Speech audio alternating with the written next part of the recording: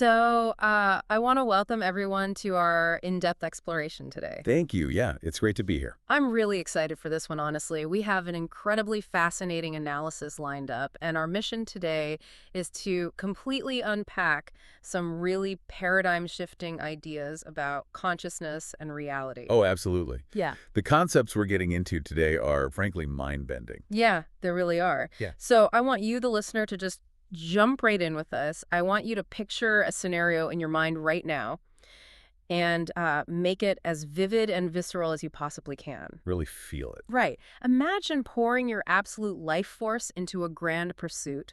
We're talking about dedicating an entire passage of eras to this one singular goal. Like a massive undertaking. Exactly. Maybe it is a monumental creative endeavor you've been, sculpting and refining through countless sleepless nights. Or a life-altering career leap. Yeah, or even the seeking of a profound, soul-shaking personal connection. And you do everything perfectly. You lay every single brick flawlessly. Follow all the rules.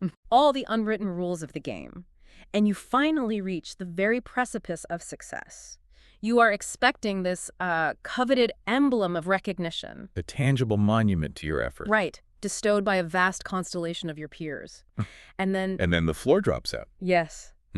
Right at the climax of this journey, just as you reach out your hand to grasp this culmination of your absolute devotion, some random, arbitrary gatekeeper in the shadows slams the door entirely shut. It's completely locked. And it is shut not because of a failure on your part, right? Not because your work was flawed, but due to some unforeseen, almost comical misalignment of abstract rules. The fine print, basically. Exactly. Now, I want you to think about the crushing weight of that specific moment. The frantic attachment of your ego just screaming, I deserve this, I earned this. That intense psychological whiplash. It is. You feel that chaotic, desperate scrambling inside, where your immediate instinct is to start making frantic appeals, to basically wrestle with the external world until it bends to your sense of justice. It's an agonizing, suffocating feeling. It really is the feeling of colliding at full speed with a solid brick wall that you never even saw coming. Yeah, but the underlying physics of that exact moment of panic, that is exactly where we need to direct our focus today. Right. Because what if the very act of pushing against that closed door, that frantic, desperate wrestling match with the external world? The struggling. Yes. What if the struggling is precisely the mechanism that engages the lock? Oh, wow. What if the intense burning desire you hold for that goal, that white-hot need to possess it, is the exact frequency that is magnetically repelling it away from you? So the harder you push, the tighter the door is sealed. Exactly.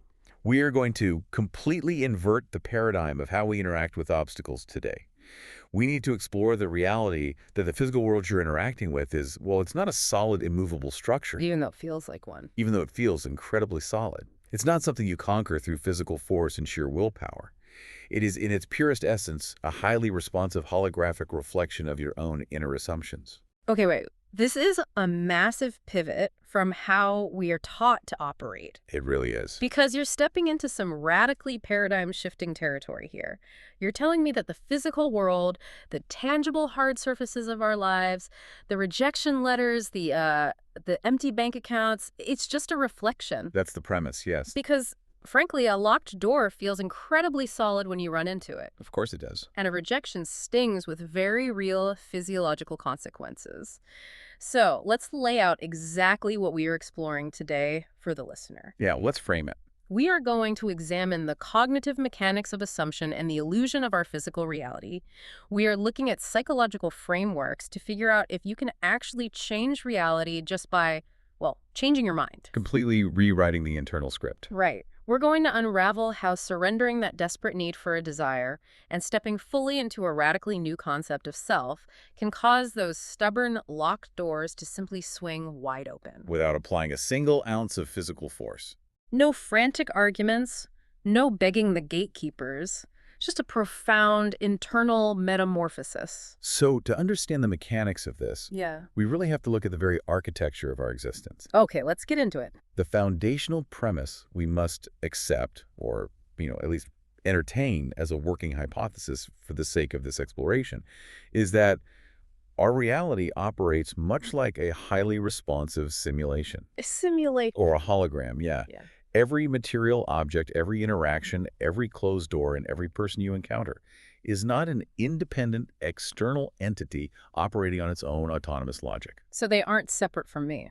No, they aren't. Mhm. Rather, it's a projection stemming directly from your own internal state of consciousness. So I am projecting it. You are standing in the center of an environment that is constantly rendering itself based on your internal commands. Wait, I have to stop you there. Yeah, go ahead. Because this is where it gets really challenging for the everyday human experience. If everything is just a projection, right? A rendering of my own mind, why does a stack of unpaid bills feel so terrifyingly real? Because of your reaction to them. But, I mean, why does physical pain hurt? Why does the sting of rejection from that unseen gatekeeper make my chest physically tighten and my pulse race? It's a physiological response, yes. If it is a simulation, it is a remarkably convincing one, complete with severe tactile and emotional consequences.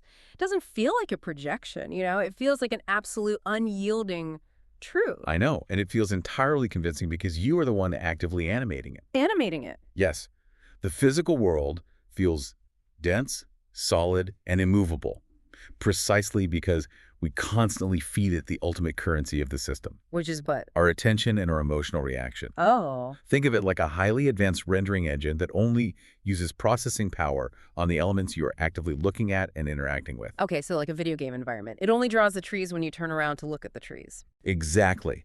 The moment you look at that locked door or that stack of bills and you react with a tightening chest, with fear, or with anger, With panic. with absolute panic, you are providing a massive surge of energetic fuel to that exact But circumstance. that's I'm powering it up. You are essentially screaming to the architecture of the reality, this is real, this has power over me, keep generating this. Yeah. And the environment, being a perfect, unjudging mirror, faithfully obeys that command and recreates the exact same barrier, the exact same lack, in a continuous, endless loop. So you become trapped in a feedback loop of your own emotional reactions. Constantly recreating the very thing you are trying to escape. Okay, so my emotional freak out over the locked door is literally the glue holding the door shut. It is the lock itself. I am reinforcing the barrier by hating the barrier. Yes. That flips the entire concept of problem solving on its head. It means the external world is essentially neutral until I assign it weight through my panic or my frustration. I am the one locking the door by obsessing over the fact that it is locked. The external world has no independent authority over you whatsoever. It only borrows the authority you voluntarily hand over to it through your reactions. Through my emotional currency. Exactly. So, if we accept this premise, then the methodology for changing our circumstances completely shifts. How so? We move away from the grueling physical labor of forcing outcomes, the endless networking, the arguing, the frantic hustle. The grinding. Right, the grinding. Instead, we step into the foundational practice of assumption. Assumption. And we need to be very clear about the terminology here, because this is not about wishing. Wishing implies you don't have it. Exactly. Wishing implies a state of separation. It broadcasts to the responsive environment that you do not currently possess the thing you desire. I wish I had wealth means I currently am in a state of poverty. Yes. Assumption, on the other hand, is the quiet, unshakable ownership of the feeling of the wish already being fulfilled. But, knowing that our reality is a responsive projection doesn't automatically help me when I am staring at a completely empty bank account. It's hard to ignore the empty account, sure. Right. So if we want to change this projection, we need a mechanism.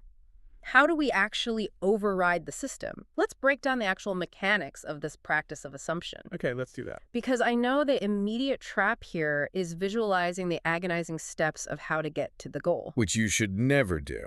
So first, we have to identify the desire, but we have to do it without imposing the usual heavy chains of our limiting beliefs. No compromise. Right. Let's say you desire an influx of resources. You do not ask for a solitary spark of relief just to pay a single debt. No, you must dare to assume an endless tide of absolute abundance. Exactly, an endless tide. Yeah. Or if you seek to travel, you do not just hope for a quick weekend away to escape your miserable job. You assume the vivid reality of standing on distant, exotic shores, feeling the foreign sand beneath your feet as a permanent lifestyle. You go straight to the end. We have to bypass the compromise and go straight to the absolute peak of the desire. And the crucial shift in that process is abandoning the how. The how is what kills it. Yes, because the human mind is chronically obsessed with the sequence of events. If you want a palatial estate, your logical brain immediately starts calculating mortgages, Career trajectories. interest rates, lottery odds, all of it. The logistics. You must bypass all of that logistical noise. The responsive environment does not need your logistical advice. It's smarter than we are. It already possesses an infinite number of pathways to deliver the result. Your only task is to capture the sheer emotional relief and the absolute mundane ownership of already possessing the desire. Mundane ownership. I like that phrase. It's a subtle but vital distinction. Because how do you feel sitting on the sofa in that grand estate? You aren't vibrating with ecstatic disbelief, jumping up and down, screaming that you finally made it. No, because it's yours. It's normal. You are probably just thinking about what to make for dinner in your magnificent kitchen, or wondering if you should draw the curtains. Exactly. It is a feeling of natural, settled relief. It feels entirely normal. It is the shift from the thrill of the chase to the comfort of possession. Beautifully said. Because the thrill of the chase implies you are still hunting it. The comfort of possession implies the hunt has been over for a long time. The trophy is already on the wall. Right. And to anchor this feeling, there's immense power in utilizing the written word. Yes, crystallization. We have to crystallize this fleeting, abstract emotion into something tangible, putting pen to paper and declaring, how do I feel right now in this present moment, knowing this boundless wealth or this profound relationship is already mine. It anchors it. It forces the brain to articulate the feeling, anchoring the abstract frequency into a physical declaration. But from what we are exploring, this written declaration in the middle of the day is really just the setup. Just the warm-up. Right. The real magic, the actual command code that reprograms the baseline of the projection, happens in a very specific narrow window of time. The veil of sleep. Yes, at the threshold of the veil of sleep. Yeah. That transitional phase between wakefulness and slumber. The twilight state. Often referred to as the hypnagogic state. It is the most highly receptive state of the inner mind. Why is that specific state so important? Think of it as the moment the protective firewall of your conscious, rational, doubtful ego goes offline for the night. The guards change shifts and leave the gate open. Exactly. During the day, your rational mind is constantly filtering inputs, telling you why your desire is impossible, pointing out your current limitations. You can't afford that estate. Look at your bank account. Right. But as you drift towards sleep, that critical faculty powers down, leaving the control panel of the deep inner mind wide open. Completely unguarded. The overwhelming majority of baseline reprogramming occurs based on the specific identity and emotional state you are holding exactly as you cross that threshold into sleep. Well, If you fall asleep, nursing the anxieties of the day, replaying the argument you had, or stressing about tomorrow's tasks, which we all do. which is the default for most people, Yeah. if you do that, you are literally coding the system to generate tomorrow as a repetition of today's struggles. You are hitting copy and paste on your anxiety. Exactly. So falling asleep enveloped in the feeling of absolute perfection, of total fulfillment, is the ultimate hack. It is the master key. You drift off not as the person begging for the door to open, not as the anxious striver hoping for a break, but as the person who has already walked through the door. You've already attended the grand banquet. And is now simply resting after a beautiful evening. You are taking the assumption of the wish fulfilled and planting it directly into the most fertile soil of the mind right before the system reboots for the next cycle. You marinate your consciousness in the feeling of the completed reality. Very, yeah. But we really have to address a massive obstacle that catches almost everyone who attempts this. And it brings us right back to the agony of wanting something too much. The trap of attachment. Yes, the trap of attachment. Yeah. It is the single biggest reason why people fail to manifest their desires despite understanding the concept of assumption. The ego's stranglehold. Exactly. This is where the opening story really resonates. The agony of desire. When we want something so intensely, like that coveted emblem of recognition from our peers. When it's all you can think about. Right. When we vibrate with this desperate, frantic need for validation or success, we think we are sending out a strong signal of intention. We think we're showing the universe how badly we want it. Yeah, we think our passion and our drive are proving how much we deserve it. But really, under the surface, we are loudly and continuously broadcasting a state of absolute lack. And that is the tragic irony of intense desire. Let's analyze how the inner mechanism processes this frantic yearning from a psychological standpoint. Let's do it. Because the inner mind does not hear the words, "I want this." It only reads the underlying emotional frequency and the baseline state of being. It reads the vibration. When you are desperately yearning, your emotional frequency is screaming, I am currently separate from this object. I am incomplete without it. I do not have this. And since reality is a mirror... Exactly. The responsive environment, being the perfect faithful mirror that it is, instantly projects a reality where the object remains securely out of your reach. To validate your feeling of separation. Yes, the sheer intensity of your desire is the very force repelling the object. It is exactly like trying to grab a bar of wet soap. That's a great analogy. The tighter you squeeze your hand, the faster it shoots out of your grip. The effort itself is the cause of the failure. The effort creates the resistance. So how do we outsmart this? We have to bypass it. Because if my ego is screaming that it needs this recognition to survive, if my identity is completely wrapped up in achieving this goal, how do I simply turn off the desperation? It's not easy. We can't just flip a switch and pretend we don't care. No, you can't fake indifference. Which brings us to a really counterintuitive revelation, a fascinating quirk in the human cognitive operating system. It is the concept of hacking the inner mind using the not technique. The paradox of not. And the core of this hack lies in understanding that the subconscious mind, the deep inner projector of our reality, fundamentally does not process the concept of negation. Yeah, it doesn't. And this is a brilliant quirk of our internal architecture, and it's well documented in cognitive psychology. The ironic rebound effect. Exactly. The classic example is, well, if I command your mind right now and say, do not, under any circumstances, envision yourself climbing a tall wooden ladder, what is the immediate, unavoidable image that flashes in your consciousness? I mean, I am instantly halfway up a wooden ladder. Right. I can feel the rungs under my hands. I can't not see it. It is impossible to process the command without first generating the image. The mind must first construct the concept in order to attempt to negate it. It has to build the ladder before it can cross it out. Exactly. But the deep inner mind, the part that actually programs the reality, operates only on the constructed imagery and the feeling attached to it. It drops the negation entirely. Oh, wow. We can use this cognitive loophole to entirely bypass the ego's frantic attachment.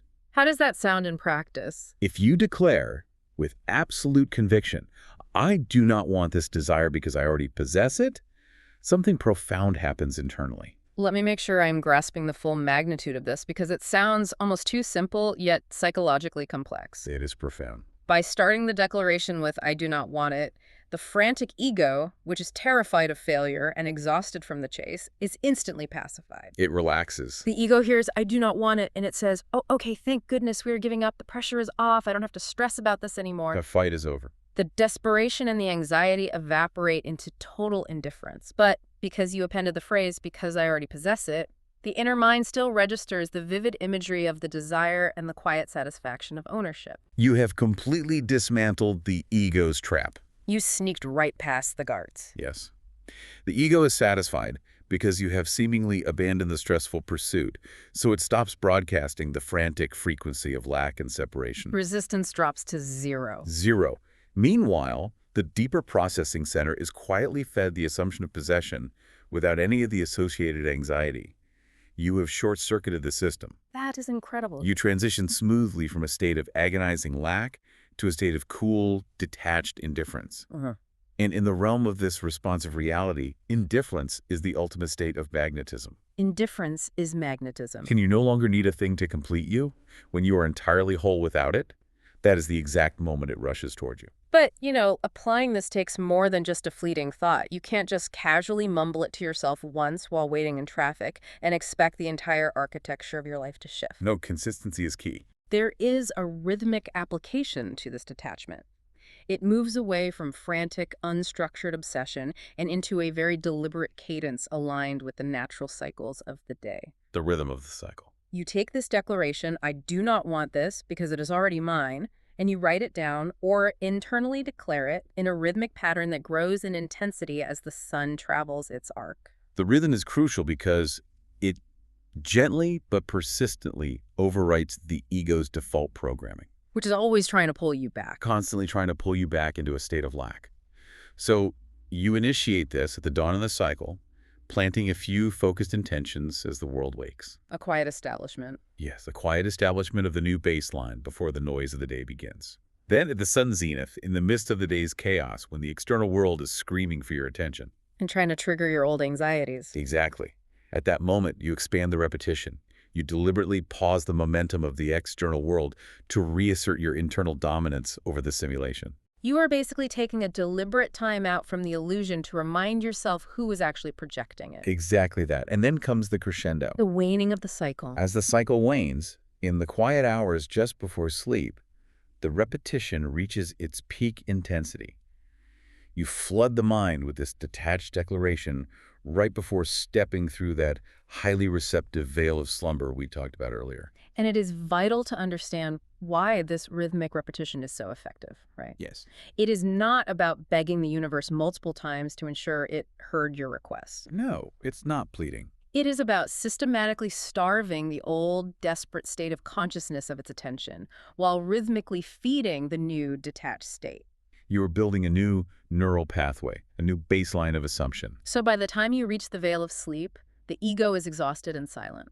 The anxiety of wanting is gone. And the inner mind is completely saturated with the quiet relief of possession. Saturated, yes. So let's bring this all the way back to the visceral story we started with. The individual at the locked door. Right. The individual who was unjustly denied their coveted emblem of recognition by the arbitrary invisible gatekeepers. They're standing at the locked door, feeling the crush of injustice. The ego is screaming. But instead of kicking the door, instead of writing furious, desperate letters to the committee, instead of calling powerful allies to pull strings and force the outcome, they take a radically different approach. They apply the rhythm? They apply this exact rhythm of detachment. They completely withdraw their emotional energy from the rejection. They utilize the paradox. Morning, noon, and night, they declare their absolute lack of desire for the emblem, citing the unshakable fact that they already own it in their internal reality. They pacify their outraged ego by dropping the fight. And then, the vital final step. Yeah. Right at the precipice of sleep, they do not visualize the agonizing battle of convincing the gatekeepers. They don't replay the argument in their head. They visualize a fleeting, remarkably simple scene of mere relief. What does that look like? Perhaps a friend or family member casually offering congratulations, and the tactile feeling of holding the emblem. Not explosive excitement. Just the quiet, ordinary relief of an established fact. They fall asleep in the assumption that the issue is entirely resolved. And the result of this internal pivot, this is where the responsive nature of our reality reveals its fluid, almost miraculous nature. The shift happens. Within the mere passage of a few suns, a phenomenally short fragment of time, the invisible gatekeepers mysteriously, inexplicably, reverse their own unyielding decision. Without a single physical intervention. Without a single phone call made by the individual, without a single logical argument presented, without any physical leverage applied, the arbitrary rules quietly shift in their favor. The door opens. The notification of approval arrives. The seemingly impenetrable door simply opens itself. It is a stunning validation of the principle. The reality had no choice but to rearrange itself to match the new, sustained assumption. So the physical world is always the last to know. Exactly. It is merely the delayed physical echo of the internal shift. Once the internal frequency changed from desperate lack and combative resistance to detached ownership and serene relief, the holographic projection had to update its rendering to reflect the new baseline state. The gatekeepers didn't change their minds. The individual changed the reality in which the gatekeepers exist. That is exactly it. But, this leads us to a massive looming question, and it is the absolute litmus test of this entire philosophy. Let's hear it. How do you actually know if you have achieved this true internal transformation? Because the human ego is incredibly tricky and remarkably adept at self-deception. And what is it will trick you. It is very easy to sit there and pretend you have shifted, to go through the motions of the not technique, while secretly, beneath the surface, you are still frantically checking your email every 5 minutes, waiting for the gatekeepers to relent. Hoping it worked. How do we distinguish between genuine assumption and hopeful, anxious pretending? The ultimate litmus test is found in the subtle, automatic nature of your inner dialogue. Your internal chatter. Yes. A true shift in consciousness entirely rewrites the background noise of your mind. Let's return to the analogy of assuming the reality of living in a palatial estate. Okay. If you are merely pretending, if you're still just hoping the technique works, your inner thoughts are still constantly yearning. You are thinking, I hope this works so I can finally live in that estate. I wonder when the money will arrive. Am I doing the visualization right? You are watching the pot boil. You are thinking of the goal, viewing it from a distance as something separate from you. Thinking of the goal versus thinking from the end. That is a massive defining distinction. It changes the entire dynamic. If the impression on the inner mind has genuinely been made, you are now operating from the end. You're already inside the house. Exactly. Your inner thoughts are no longer wishing for the estate. Your inner dialogue is casually, almost mundanely, contemplating the arrangement of the heavy mahogany furniture within the grand hall. Right. You are mentally debating whether the velvet drapes should be drawn against the afternoon sun to protect the rugs. You're worried about the rugs fading. Because that's what a homeowner worries about. Yeah. The goal is no longer a distant aspiration you are striving toward. It is your baseline reality. You cannot wish for what you already inhabit. If you catch yourself hoping for it, you know you have slipped back into the state of lack. So if you catch yourself hoping it works, you haven't shifted. You have to constantly monitor the idle chatter of your mind, the thoughts you think when you aren't actively trying to manifest something. The default setting. But this brings me to a huge point of friction, and I know anyone listening who is grounded in the practical realities of life is thinking the exact same thing. The action question. Yes. If the physical world is just a delayed echo and all the actual work is done internally through assumption, let me rephrase that. If all the work is done internally, does this mean we just surrender all physical action? No, definitely not. Do we just sit on our couches, idling away the hours with hollow distractions, waiting for the universe to miraculously deliver boundless wealth or perfect health to our doorstep? That's the trap. Are we advocating for absolute physical passivity and delusion? Because that sounds like a recipe for disaster. That is the most common and profound misunderstanding of this entire framework. Yeah. And addressing it requires us to introduce what is arguably the most provocative and psychologically challenging concept of this entire discourse. Which is? The illusion of free will in our physical actions. Okay, hold on. I have to push back hard here. Saying free will is an illusion is a massive leap. It sounds extreme, yes. I feel like I have immense agency. I chose to drink coffee this morning instead of tea. I chose what clothes to wear. I am choosing the words I am speaking right now. Are you seriously telling me that none of that is my choice? Well, Because if we eliminate agency, we eliminate personal responsibility. you are experiencing the sensation of choice. Hmm. And in trivial matters, that sensation feels absolute. Yeah. But the bold assertion we are exploring here is that true free will is an illusion in the physical realm, except in one single solitary arena. And what is that arena? The choice of your state of consciousness. Just the state of consciousness. You have the absolute, unyielding free will to choose which state of being you inhabit internally. You can choose to assume the state of wealth or the state of poverty, the state of confidence or the state of fear. Okay. But, and this is the absolute crux of the matter, once that inner impression is genuinely made, once you truly embody the new state of consciousness, you lose your free will to act contrarily in the physical world. Wait, I lose my free will to act against it? Yes. Your actions are no longer independent choices. They become the compelled, automatic extensions of the state you occupy. Let me process that, because it flips the entire self-improvement industry on its head. It really does. Usually we are told that to change our lives, we have to force our actions. We have to use extreme willpower to build new habits, to hustle harder, to force ourselves to be different. White-knuckling it. Right. You are saying that once I successfully assume the internal identity of a radically successful person, my physical actions are no longer things I have to consciously force. They are the automatic, compulsory echoes of that new identity. Precisely. If you assume the state of consciousness of someone who possesses boundless wealth and incredible discipline, you simply cannot act like someone who is impoverished and lazy. It wouldn't make sense to you. It becomes cognitively dissonant to do so. Your actions are entirely dictated by the state you occupy. You will not sit idle on a couch waiting for the sky to rain gold. Because a wealthy, disciplined person doesn't do that. Exactly. The response of reality, reacting to your new internal architecture, will compel you through a sequence of physical events required to make the manifestation natural in the physical world. I'm still struggling to bridge the gap between the internal assumption and the physical effort.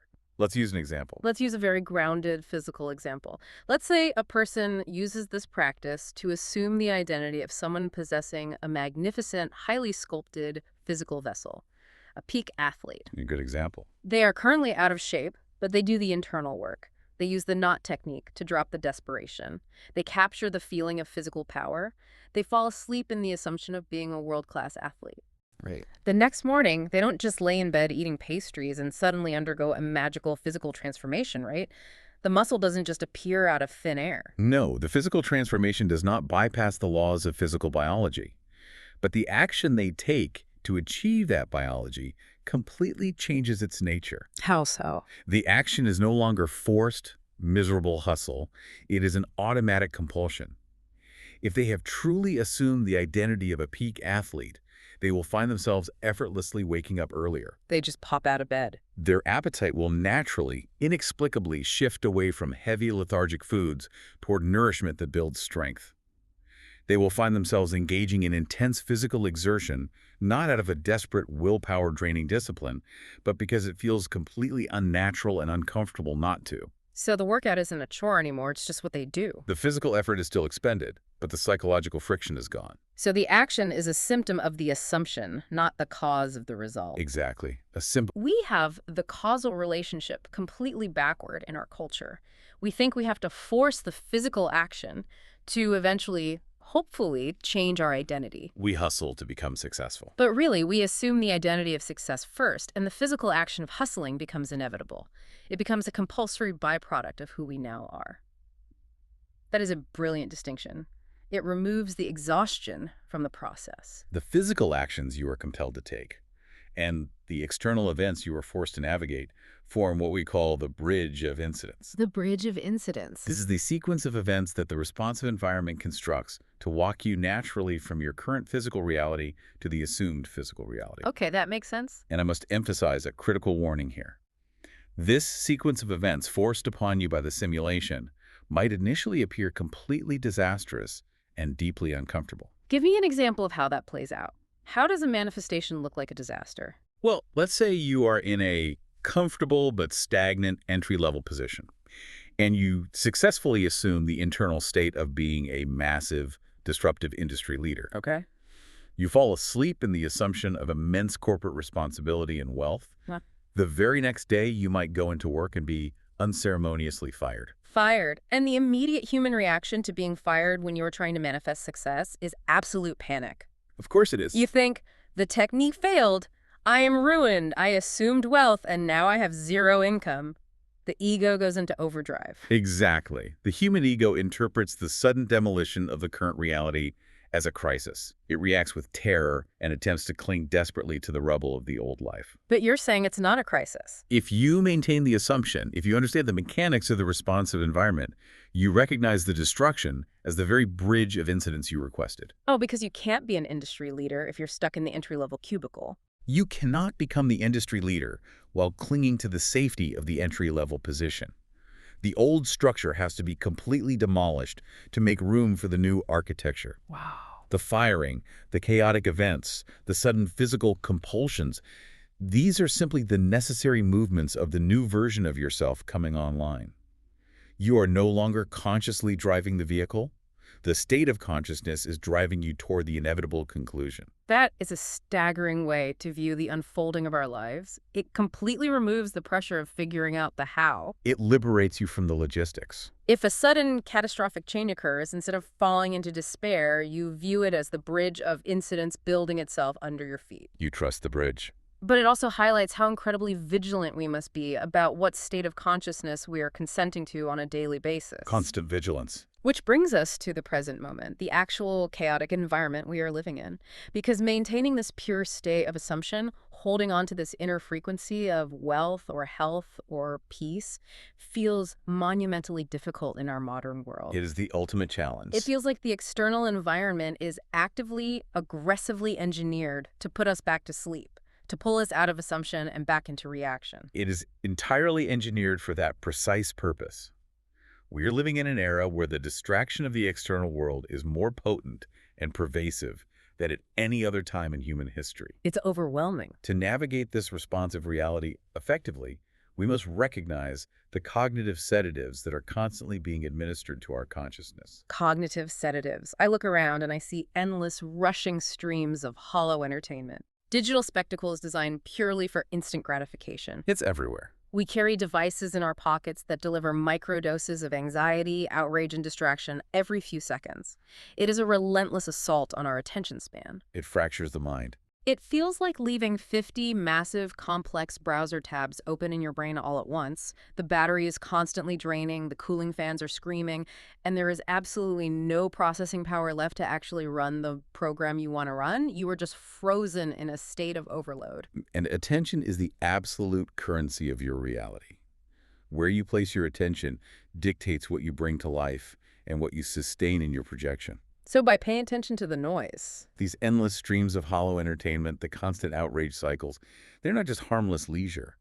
They are actively draining your creative power into 1,000 meaningless fragments. you're spending your currency on things you don't even want. They trap you in a reactive, dreamlike state where you are constantly responding to stimuli rather than generating your own. You become a passive consumer of the projection rather than its active architect. You are just bouncing wildly from one emotional reaction to the next. Outrage, envy, fear. Right. Outrage at a news story about something you cannot control. Envy at a manipulated, highly edited image of someone else's life. Paralyzing fear of a projected economic crisis that hasn't happened yet. And the system feeds on that. By reacting emotionally to these things, you are constantly animating circumstances that disempower you. You are using your own processing power to render the very nightmares you want to avoid simply because your attention has been hijacked. When you operate in that constantly reactive state, you are entirely asleep at the wheel. You are a victim of the simulation, suffering the consequences of a world you are unconsciously recreating every single day through your misdirected attention. So how do we wake up? Awakening from the slumber requires a radical, uncompromising, and often deeply uncomfortable reclaiming of your mental sovereignty. It requires you to close those 50 browser tabs. So the first act of true awakening, the very first step to taking control of the projection, is mastering our attention in the razor's edge of the present moment. The razor's edge, yes. Yeah. It means ruthlessly pulling our focus back from the digital noise, from the anxieties of a projected future that doesn't exist, and from the regrets of a dead past that we cannot change. Right here, right now. The power to shift reality does not exist tomorrow, and it did not exist yesterday. It only exists right now, in the feeling state we choose to hold in this exact fraction of a second. Yet, as the universal principle we must establish and defend at all costs. You must ruthlessly stop investing your mental currency, your precious attention, and your emotional reaction in aspects of the physical world that disempower you. Cut the cord. This takes immense discipline, far more discipline than forcing physical action. When negative events surface, when that locked door appears again, or the terrifying bills arrive, or the visceral sting of rejection is felt, your habitual programming, your ego, will scream at you to react, To panic, to feed it energy. to declare it real. You have to look at the terrifying illusion, feel the fear rising in your chest, and consciously recognize it for what it truly is. An echo. Yes, an echo. It is nothing more than a delayed physical echo of a past assumption you held. It is the rendering engine catching up to yesterday's fears. It is not the future. It is not a hard, unyielding truth of your future, unless you choose to make it one right now by reacting to it and feeding it fresh emotional currency. But consciously withdrawing your emotional reaction to the negative circumstance, you are effectively starving it. Starving the echo. You are cutting off its life support. A projection cannot persist if the projector stops supplying the light. Wow. You acknowledge the circumstance in the physical realm. You may have to navigate its immediate practicalities, like making a phone call or filing a document, but you refuse to give it your emotional authority. You do the logistics, but you keep the peace. You do not let it dictate your internal state. You remain firmly anchored in the assumption of the wish fulfilled, knowing the physical reality is already in the process of rearranging itself to match. We have covered an immense amount of ground today. Let's synthesize this sweeping journey we've been on, pulling all these threads together for the listener. It's been a journey. We started in the agonizing frustration of battling a world that felt incredibly solid and unyielding. The sheer physical exhaustion of kicking at locked doors and wrestling with gatekeepers who hold our fate in their hands. The old paradigm. From there, we peeled back the surface layer of reality to discover the architectural power of our own assumptions, realizing that the external world is merely a responsive mirror, a delayed rendering of our internal state. We learned how the intensity of our desire can actually repel the objects we seek. The paradox of wanting. And we explored how to outmaneuver the frantic, desperate ego using the psychological paradox of detachment, the knot technique. I do not want this because I already have it. Exactly. By declaring we do not want a thing because we already possess it, we neutralize the broadcasting frequency of lack. We establish the vital importance of rhythm throughout the day and the immense unparalleled power of the twilight state before sleep to rewrite the core programming of our reality. And perhaps most profoundly and most challenging to our traditional way of thinking, we confronted the illusion of free will in the physical realm. The bridge of incidents. We uncovered the truth that our physical actions, our sudden bursts of discipline, and the chaotic, sometimes destructive events of our lives are merely the automatic, compulsory echoes of our chosen state of consciousness. We are not forcing the world to change through sheer willpower.